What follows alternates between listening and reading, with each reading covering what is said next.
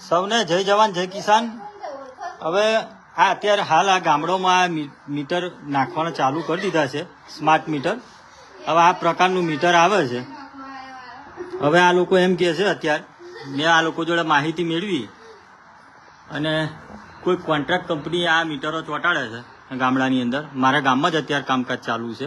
આપણને આ મીટર વિશે માહિતી નહીં, પણ આ મીટર જોયા પછી કદાચ કોઈને ખબર હોય અને આ મીટર વિશે જાણતો હોય કોઈ વ્યક્તિ, આવા ગામમાં તો પૂરેપૂરા બધે લગાવી જ દીધા છે મીટરો, પણ આ એમ કહે છે કે આ સ્માર્ટ મીટર ખરા, પણ સ્માર્ટ મીટર ખરા પણ એ બિલ સાદું જે પહેલાં આવતું હતું એ જ પ્રમાણે બિલ આવશે અને આ પહેલાં કંઈ પૈસા નહીં ભરવાના ને એ બધું કંઈક કહે છે।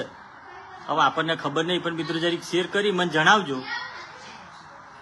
અને જે લોકો મીટર ના નખાવે તો આ લોકો કોન્ટ્રાક્ટ પદ્ધતિવાળા કાંઈ એવું કહે છે કે ભાઈ મીટર ના નખાવો તો તમારે 12,000 કે 5,000 ભરીને પછી મીટર નખાવવું પડશે। એ બધીની એ બધું આ ગ્રાહકોની રીતે વાત કરે છે કે ભાઈ 12,000 નાખીને આ મીટરો નખાવવો પડશે। હવે આ બાબતે હું જાણતો નહીં, સમજતો નહીં કે આ મીટર એ પેલા સ્માર્ટ મીટર જે શહેરમાં નાખે છે એ મીટર છે કે કયા મીટરો છે। જે પણ મિત્રો જાણતા હોય એ થોડુંક મને માહિતી આપજો, જેથી કરી આ જે ગામડામાં લોકો લગાવે છે તો એ બાબતે આપણે રજૂઆત કરી શકીએ। અને જે ખેડૂતો હોય, પશુપાલકો હોય, જેના ઘેર આ મીટરો લગાવતા હોય અને એના પરિણામો શું આવે, કારણ કે શહેરની અંદર ને ગુજરાતની અંદર જે પણ મીટરો લગાયા છે એની અંદર અધધ બિલ આવ્યા છે અને અધધ બિલ આવે છે અને પછી ત્યારે જીઈબી ને બધા પ્રશાસન બધા હાથ ઊંચા કરતા હોય, આ બધા કર્મચારી છે પણ એ કોન્ટ્રાક્ટ પદ્ધતિમાં કામ કરતા લોકો છે, બીજું કંઈ છે નહીં।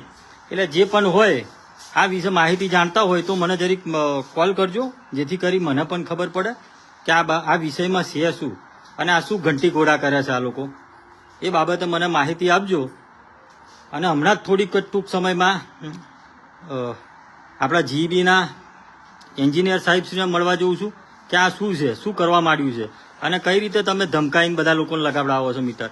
12,000 5,000 પછી પાછળથી ભરવા પડશે તમે નહીં લગાવો તો।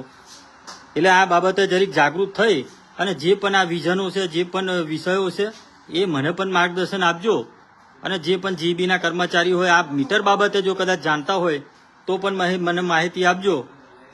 હવે ગામડા સુધી પહોંચી ગયું છે અને આ બાબતે વિગત આપી ઉગ્ર વિરોધ પણ કરજો। સૌને ભારત માતા કી જય, વંદે માતરમ।